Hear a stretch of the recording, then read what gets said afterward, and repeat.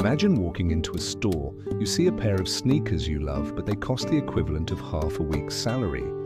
In that instant, without realizing it, your brain becomes a battlefield. The emotional part screams, "Buy them now," while the rational part tries to convince you it's pointless.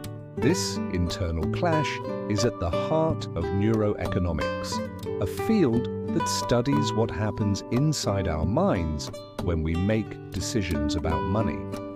Chapter 1. The brain as an imperfect economist.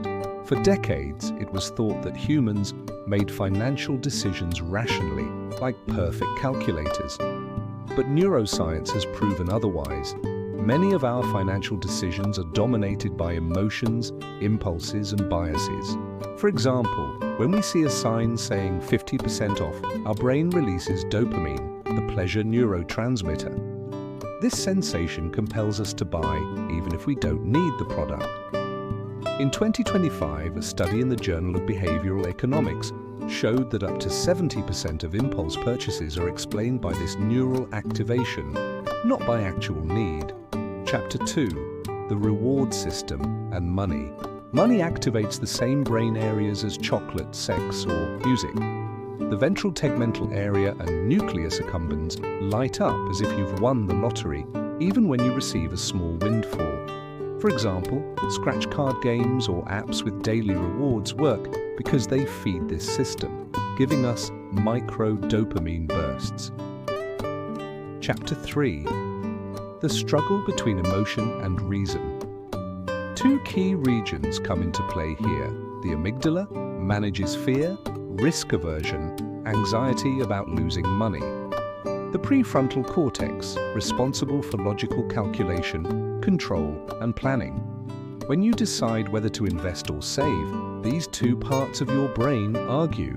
If emotion wins, you invest without analysis.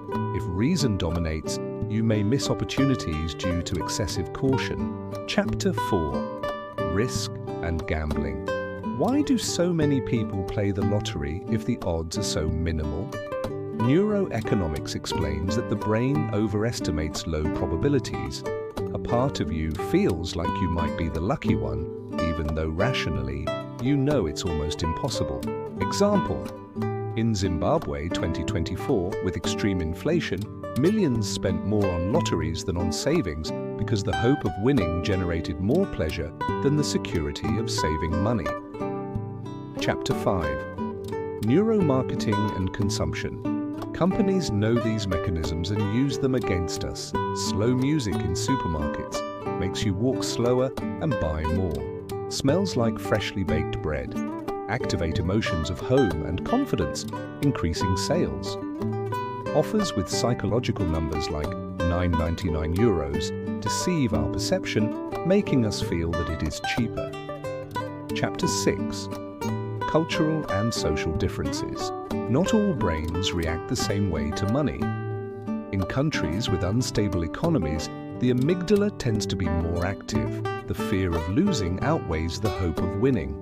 While in wealthy societies, the brain seeks pleasure and status through consumption. Chapter 7. The future of neuroeconomics. By 2025, brain scanners are already being used to measure consumer reactions in marketing tests.